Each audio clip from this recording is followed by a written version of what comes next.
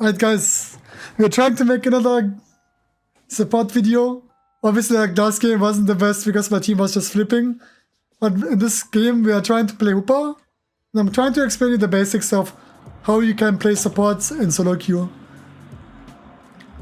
When you play support, you have two options.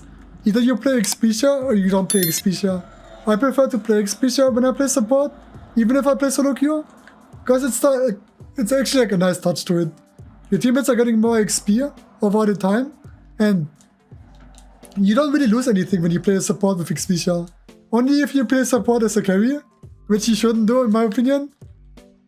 And like if your teammate is stacking, you should be trying to stop the enemy from stacking.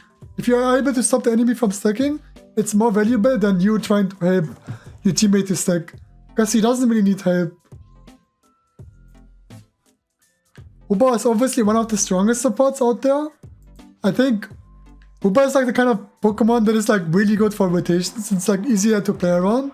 While like Eldegoss is like a more team-oriented Pokemon. Because with Hoopa you can do more than just standing in a lane and playing it slowly, right? You can actually place a portal and then just leave the team to invade. And why is Hoopa so good at invading is because like you can reset your life, like your HP, anytime you want. Because you can legit spam the Hoopa portals. And because the Slobber already stacked like a little bit, it doesn't really need my help. Especially when you have like a defender on top lane, you don't really need help.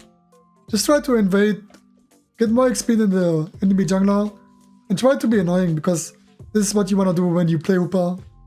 Yeah, and it's just really annoying.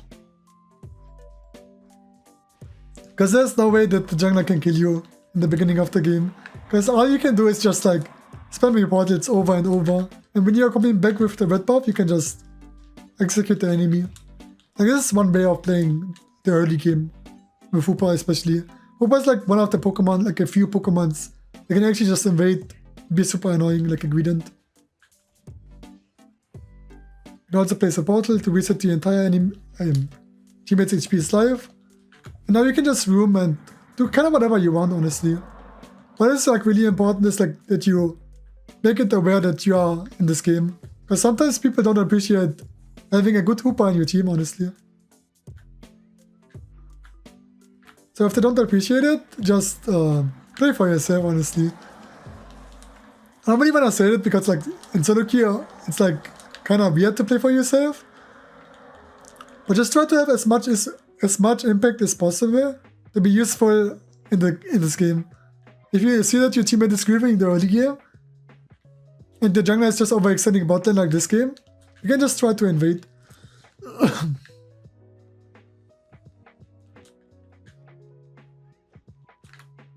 Obviously, like Hoopa is like such a great Pokemon because like it's one of the few Pokemon that can actually bully like high level enemy Pokemon like possible that are actually really strong just by out-juking them. I think it's harder to juke like range characters, but it's really easy to juke melee characters of Hoopa.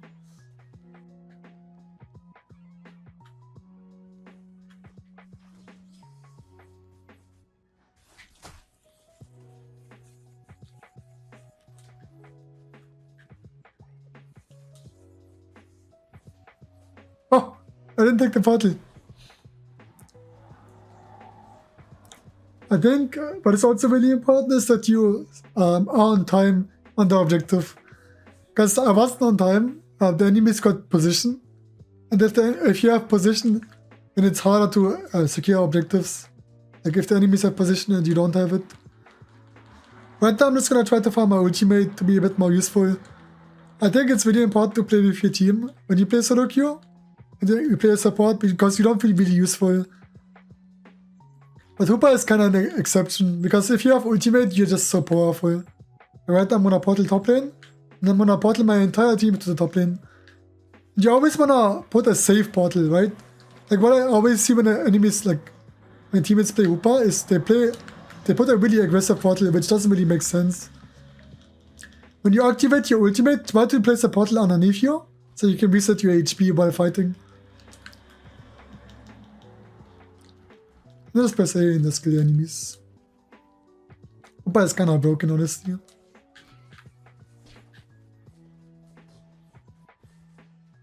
You always want to predict when when your teammates are like losing a lot of HP to place your portal properly.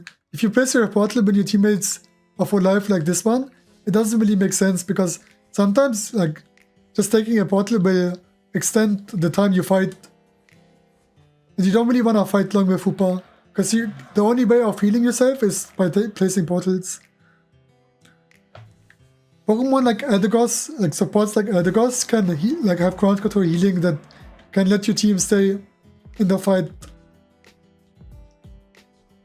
When you play supports like melee supports like Blizzy and Wigglytuff or like mine, I think it's a bit harder to support because you need to be in melee range to support your teammates. It's easier to play range support healers because it's just easier to play around when you play SoloQ. But I still definitely think like Blizzy and stuff are actually pretty good. It's just range healers are, in my opinion, a bit higher in the... Like it's easier to play, honestly. That's what I'm trying to say. Easier to play because you just need to play from behind. And you can do a lot of tricks with Hoopa especially.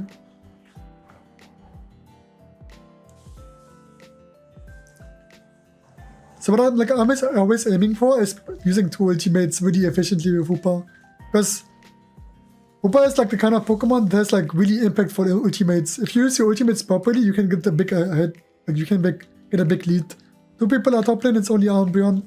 Activating your ultimate here and trying to kill the Umbreon really fast is gonna be like really nice for your team if you get the dunks in. But Eldegoss counter ultimates, so it's like kinda weird to fight for.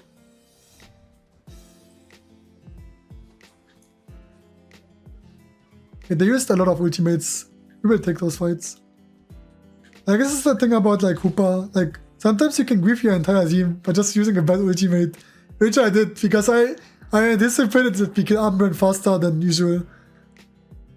So if you know you are before taking a Hoopa portal, look where the Hoopa portal is, because if you just take the Hoopa portal when you don't know where he placed it, you will just be in a bad situation and then give the enemies a lot of XP.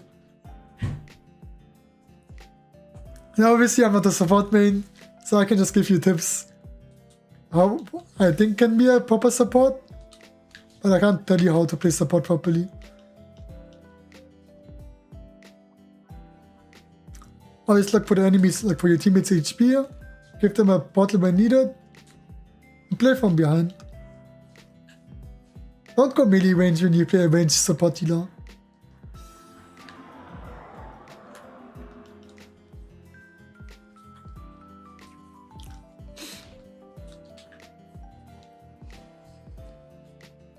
Hoopa is the kind of support that can honestly play for himself. Like Phantom Force is such a powerful ability. The portal actually does quite a lot of damage. Before going into the hyperspace hole, it's always really good to press Phantom Force because you can spam Phantom Force and portal. I'm trying to isolate the enemies rather than supporting my team because we have a lot of defenders.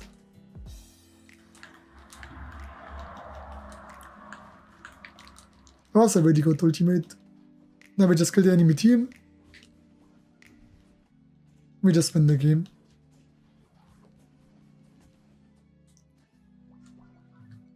Five stack? We can play 5 stack.